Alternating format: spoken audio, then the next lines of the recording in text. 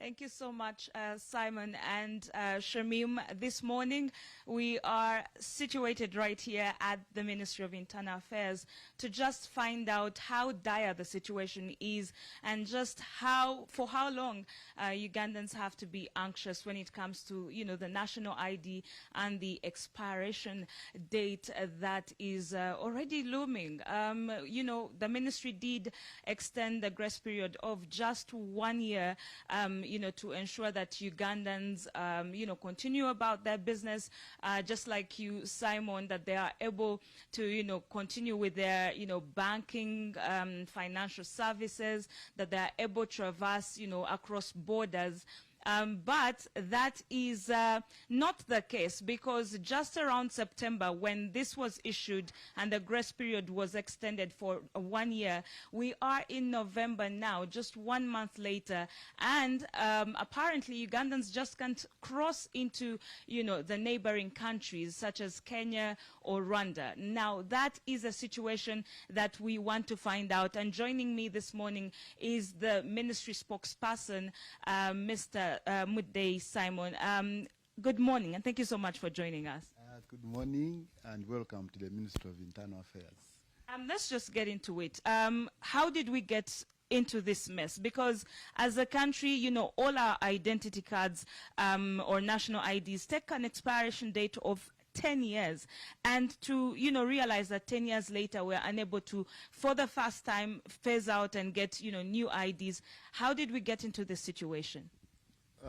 First of all, I want to assure Ugandans out there, especially those who travel to Kenya and Rwanda, that there's no crisis at all, because we have options.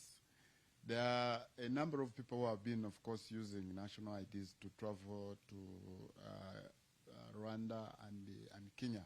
We have an arrangement with these two countries where Ugandans can, just by flashing their national ID, can cross to the other side and conduct business over there. But, well, first of all, IDs were rolled out in Uganda in 2014. I remember that was the time of our Minister General, the late Aronda. And that time, of course, we moved around to popularize national ID registration. We encountered a lot of challenges. People were calling us thieves. People are calling us agents of the state who are going out to rob their cows, especially northeast Uganda, where I was part of the group. We had anticipated to register about 1 million that side, but I remember registering well less than 100,000. So people did not embrace this. The IDs, of course, had an expiry period of 10 years. That is right. Now, 10 years, why? Because you see, the holder of a national ID changes physically, human being changes. You were not like this 10 years ago. Something has changed. So that's why we had to put expiry period, because some people were asking why wouldn't it be open so that you get an ID and it is open for life. Technologies also keep changing. Right now we are introducing new features, security features in the national ID, and those are some of the reasons why we had to put expiry date. Now, why are we in this? The reason is, of course, we had vendor challenges. The contractor supposed to do this, the contractor encountered challenges just like any other company. And of course, we had challenges, and this led to delays in rolling out this. Somebody would say, why wouldn't the government talk to the other government and we have this impasse resolved? I think already yesterday, I think I heard the government spokesperson talking about it. I think government are going to initiate talks. But in the meantime, as the Ministry of Internal Affairs, we have solutions to this. Aside from national ID, of course, we have people who have been using national ID, but on top of having a passport, so they can continue using passports. Those without passports, we have other documents. For instance, we have temporary movement permit. a small document that lasts 3 months and costs only 10,000 at the borders. They are all available. And then we have a certificate of identity. This is a 2-page document costing about 40,000. Also on application at the borders and inland officers, we can acquire this document. So I think there is no crisis as of now. Only that people who have been getting used to this convenience of pulling out an ID and flashing it and then having to cross, I think, of course, will be inconvenienced. I am not saying the situation is nice. Of course, it's not rosy. It has inconvenienced those people, especially the frequent travelers. They wouldn't want to exhaust their visa pages in the passports. Of course, it would be like you look at the border communities. There are people who operate shops or businesses across the other side and this other side of the country. So those ones have had those challenges. But we are now saying as the ministry that as we wait for the government to engage the other government in Rwanda and also in Kenya, let us embrace these other 3 documents that are, first of all, not expensive for this group of Ugandans who are engaged in business.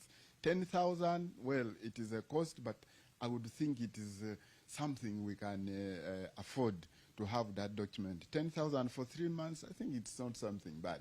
Then the other document, which I referred to as certificate of identity, of course, that one lasts a year. You can use it for a whole year, 12 months, and you can keep using it in and out of the country.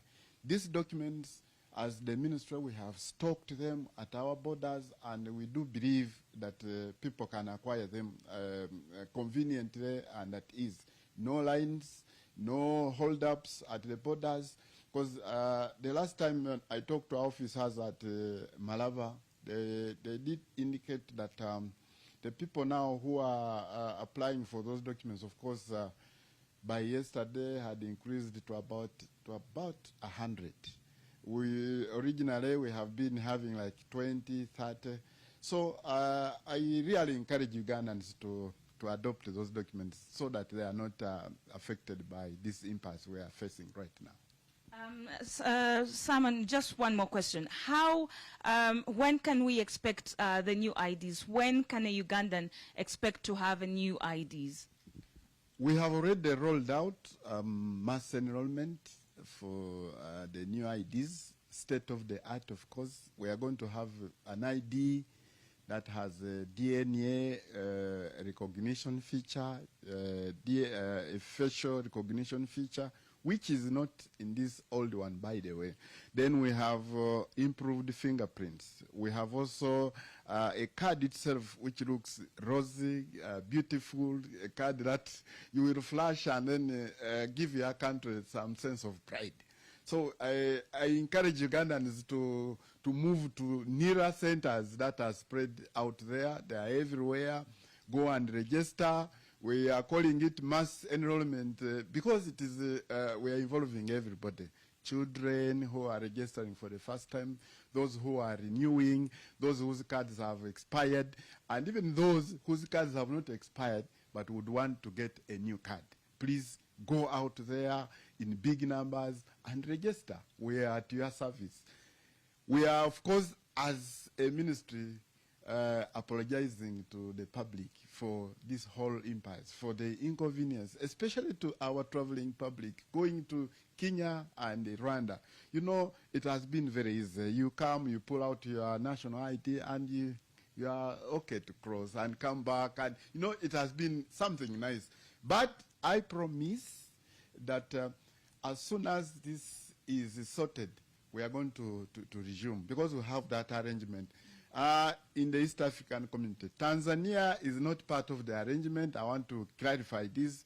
We have this arrangement between Kenya and Rwanda only for national ID travels.